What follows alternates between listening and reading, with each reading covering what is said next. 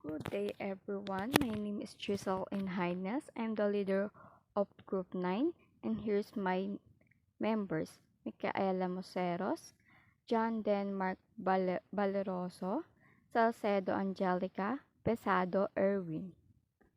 And our topic is Quality Function Development.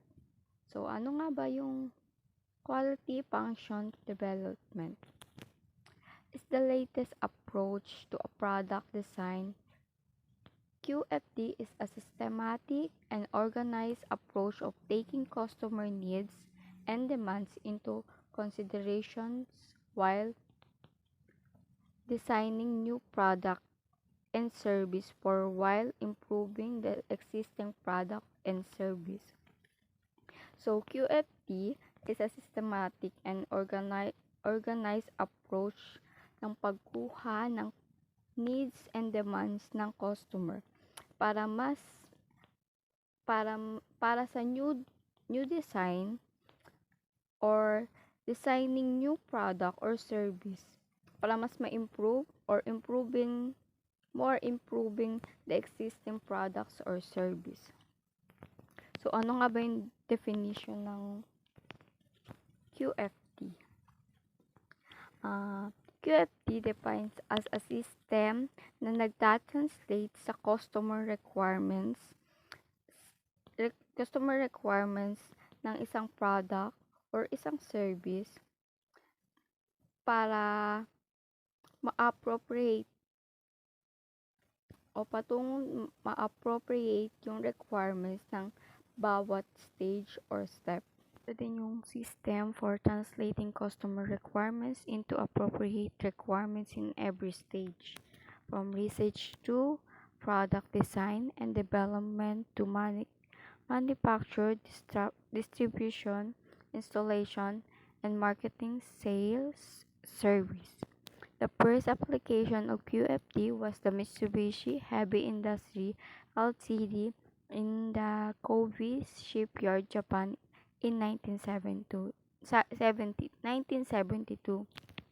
So, yung first qualification ng QFD ay sa Mitsubishi Heavy Industry sa Kobe Shipyard noong 1972.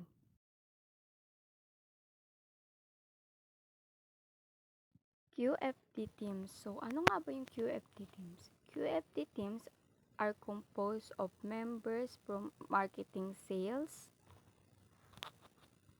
quality, finance, and production department. So, yan yung bubuo sa QFD teams.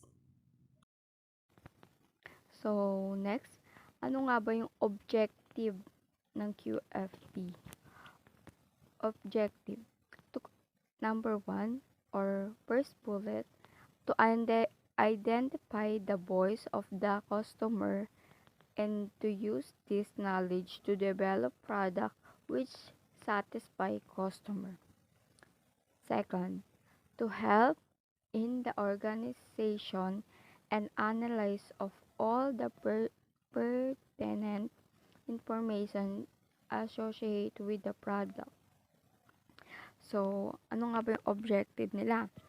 Para alamin ang bawat opinion or gusto ipahiwatig ng isang customer para sa isang product. Gagamitin tong mga information or mga kagustuhan ng isang or opinion ng isang customer para mas ma-improve yung isang product or isang serbisyo. Next, in short, the QFD aims to translating the customer voice or requirements in product specification. QFD begins with marketing to determine customers' expectations, what exactly the customer desires from a product. The primary tools used in QFD is the House of Quality. The House of Quality converts the voice of the customer into product design characteristic. So, yung QFD ang ginagamit nila is yung house of quality. And yung house of quality, yung ginagamit para ma-design yung characteristic ng isang product. So, anong-ano nga ba yung nakapaloob sa house of quality? Ang mga nakapaloob dito is the number 1, customer requirements. Second is prioritize customer requirements. Third is technical description. Next is relationship between requirements and description. Next is interrelationship between technical and description. Lastly is the prioritize technical description. So, ano-ano nga ba ito? Tawagin natin ang next reporter para ipaliwanag ang isa't isa or bawat step na ito. Section 1. Customer requirements. The exterior walls of the house are the customer requirements. On the left-hand side, the voice of the customer, what are the customer expect from the product is listed. Customer requirements refer requirements to the specification or features of a product or service that are deemed necessary by customers.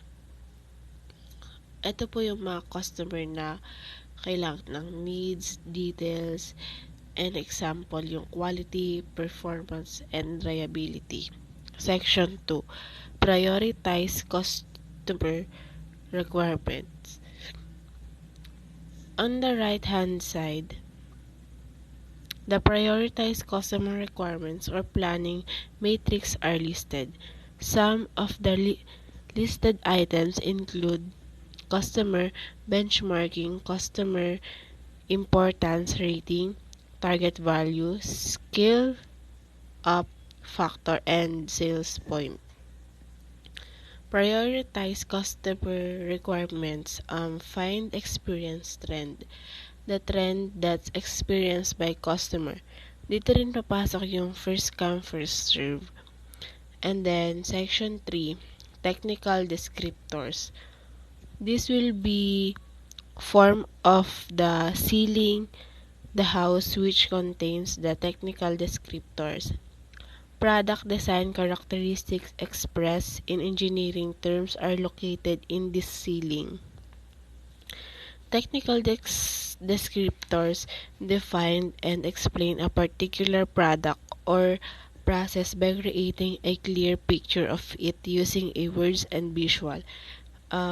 Usually, ginagamit ito para mas maging malinaw yung dating sa mga customers. And then section 4, relationship matrix. The interior walls of the house are relationships between customer requirements and technical descriptors. This relationship matrix correlates customer requirements with product characteristics. Relationship matrix, a spreadsheet display of a relationship between model elements within a package or between elements into different package. This relationship matrix is also helps you visualize, understand, and analyze a relationship in your enterprise architect models. And then section 5, trade-off matrix. The root of the house is the interrelationship between technical descriptors. Trade-off between similar and or conflicting technical descriptors are defined. Trade-off matrix are a design-oriented tool that allows us to compare alternative process with respect to a given set of attributes. This is also a tool used to evaluate the pros and cons option when making a decision. This tools is para suriin yung yun nga, pros and cons kalamangan at kahinaan ng iba't ibang option kapag gumagawa ng decision. And then, last, prioritize technical descriptors. The foundation of the house is the prioritize technical descriptors. Some of the items included are technical benchmarking, degree of technical difficulty, and target value. And then, QFD methodology, quality function deployment, is a focused methodology for carefully listening to the voice of the customer and then effectively responding to those needs and expectations. Step 1. List customer requirements or WATs. Define the customer and establish full identification of the customer wants and dislikes. Measure the priority of these wants and dislike of weighing course. So, ayun po. Next reporter para ipaliwanag tong QFD methodology. Thank you. Step 2. List technical descriptions. Translate the identified customer wants into the corresponding house or design characteristics. Express them in terms of quantifiable technical parameters or product specifications. It gives dito sa step 2, siya yung nagbibigay ng information about the products and the key details about the products. Next is step 3. Develop a relationship matrix between what's and house. First bullet, investigate the relationship between the customer's expectation or what's and technical descriptions or house. Second bullet, if a relationship exists, categorize ito strong, medium, or weak or by assigning scores. Dito naman po sa step 3, dito po pumapasok yung pagde-define sa matrix if it is strong or weak. Next, step 4, develop as interrelationship matrix between house. First bullet, identify any interrelationship between each of the technical descriptors. Second bullet, these relationships are marked in the correlation matrix by either positive or negative. Here, a positive correlation represents a strong relationship and the negative correlation represents a weak relationship. Dito sa step 4, sinasabi na interrelationship matrix ay may dalawang descriptors. First is positive and negative. The positive is nagre-represent siya sa strong relationship and the negative correlation naman represent as weak relationship. Step 5, competitive assessments. First bullet, compare the performance of the product with that of the competitive products. Second bullet, evaluate the product and note the strong and weak points of the product against its competitor's product according to customer. Bullet 3, this competitive assessment tables include two categories, customer assessment and technical assessment. Dito naman po sa step 5, which is competitive assessment,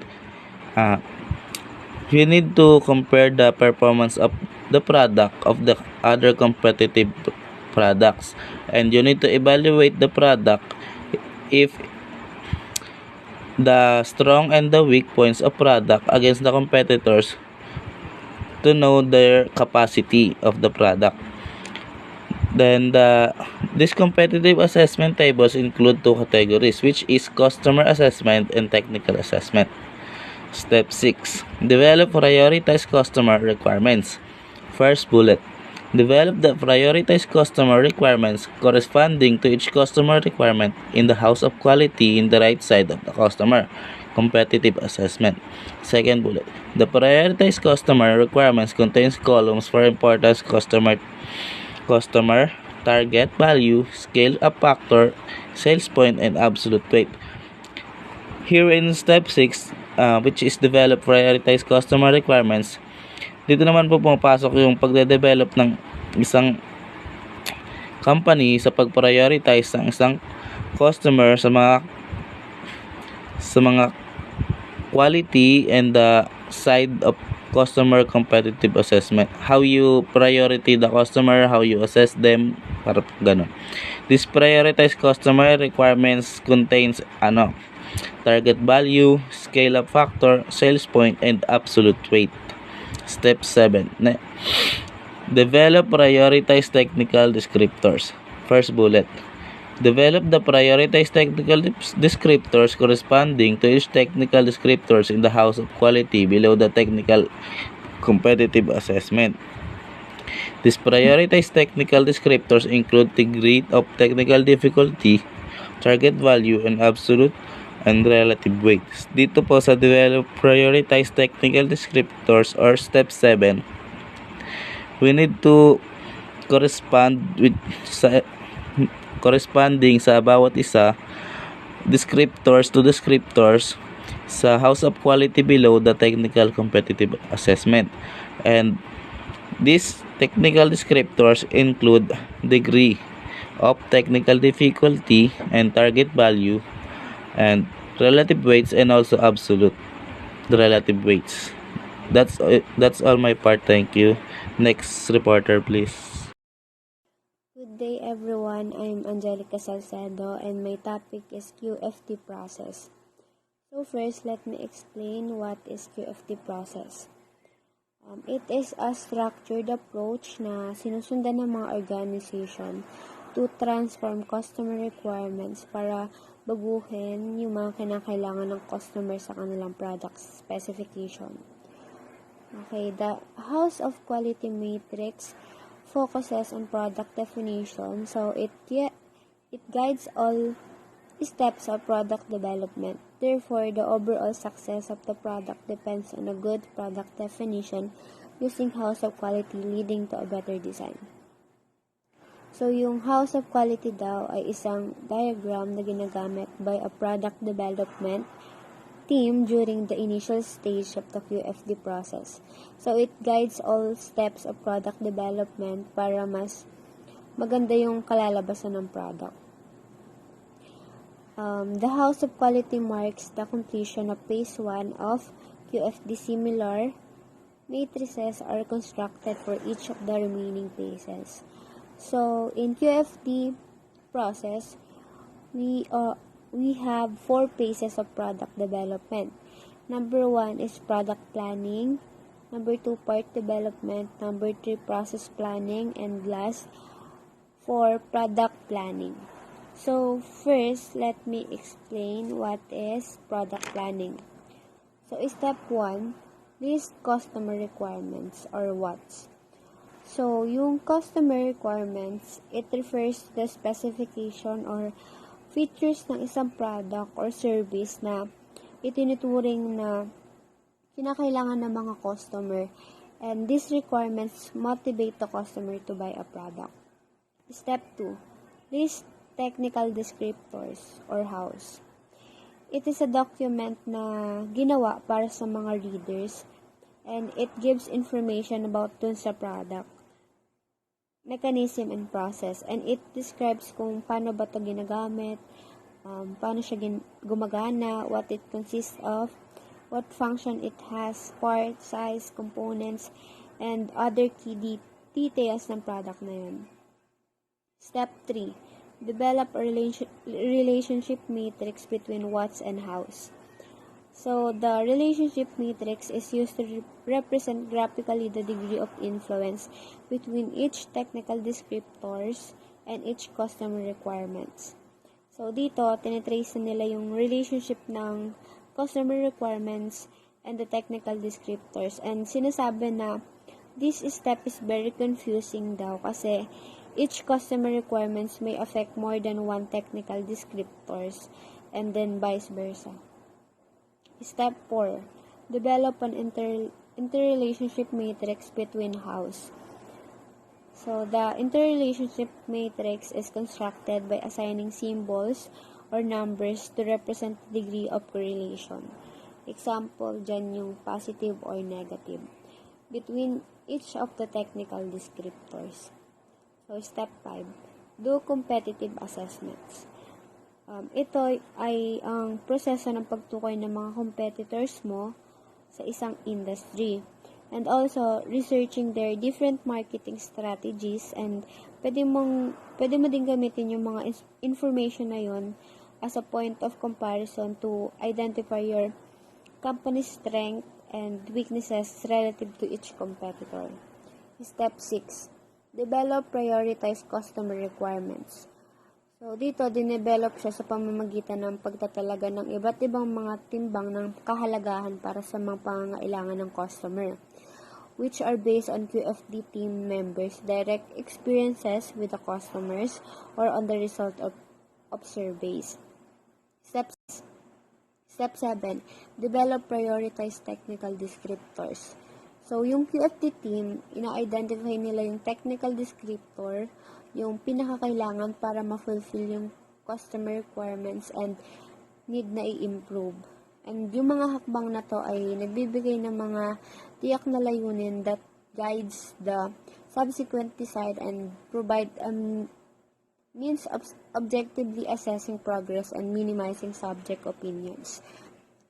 And then phase 2, part development. Step 8, deploy QFD process down to subcomponent level, both in terms of requirements and characteristics. So, yung pag-process daw ng QFD is pababa sa antas ng subcomponent, both in terms of requirements and characteristics. Step 9. Deploy the component deployment chart, relate the critical subcomponent control characteristics. So, the component deployment chart is extremely helpful in identifying the key and critical characteristic or features that can be detailed on the chart. Phase 3. Process planning. Step 10. Develop the relationship between the critical characteristics and process used to create the characteristics. So, when we say critical characteristic, it is the feature throughout the life cycle of a part such as dimension, material, factoring, missing or degraded may cause the failure or malfunction of this item. Then, yung process used to create the characteristics, ito yung variables and parameters that have a cause and effect with the variation found in product characteristics. So, step 11, develop the control plan relating critical point to critical process. So, dito, dinedevelop na yung control plan related in a critical point to critical process. And when we say critical point, it means keeping focus on some key areas and if there's any problem dun sa mga areas na yon. And yung mga key areas na yon, may mga malaki siyang impact dun sa buong organization. So, for example, tumaas ng 20% yung postal cost. Tapos, bumaba naman yung production cost. So, syempre, magpo-focus sila sa production cost and they will find out the reason kung bakit bumaba yun. Phase 4, production planning. Step 12, tabulate operating instruction from process requirements. Dito, parang ina-arrange nila kung paano nag-ooperate from process requirements, and then when we say process requirements, ito yung mga documented expectations, targets, and specification per business process.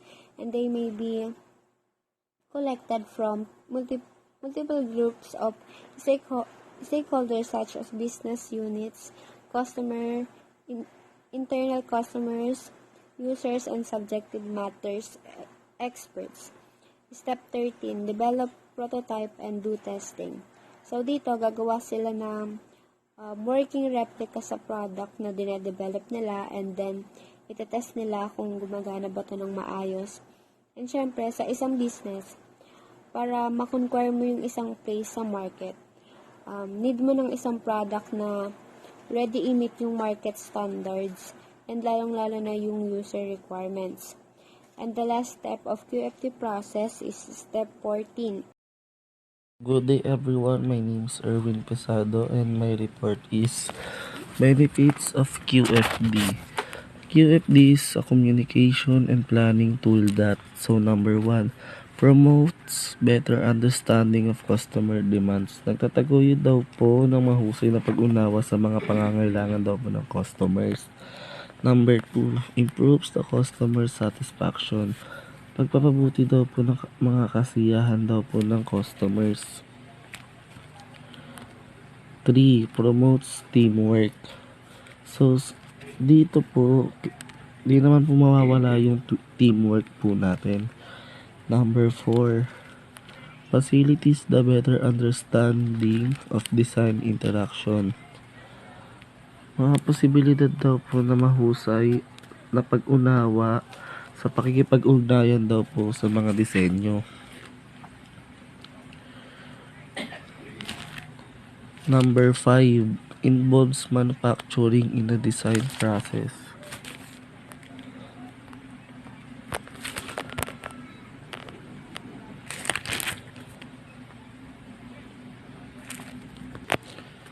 Pagkakasangkot o pagmamanufaktura sa proseso po ng disenyo.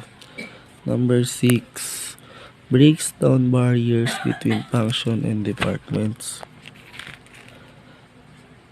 Dito po ay sinisira ang mga hadlang sa pagitan po ng mga departamento. Number 7, concentrates on design effort. So dito is tayo po ay nagsisika po para maayos po yung ating disenyo. Number 8, minimize the number of later engineering changes. So dito naman po pinapalit ang mga bilang ng mga pagbabago sa engineering or pag dumating po yung pagkakataon. Number 9, introduce the new design to the market faster. So, kailangan daw po nating ipakilala sa merkado po yung design po na yung disenyo po na nagawa po. Number 10, provides better documentation of the design and development process. 11, reduces the overall cost of design and manufacture. Yun lang po. Thank you.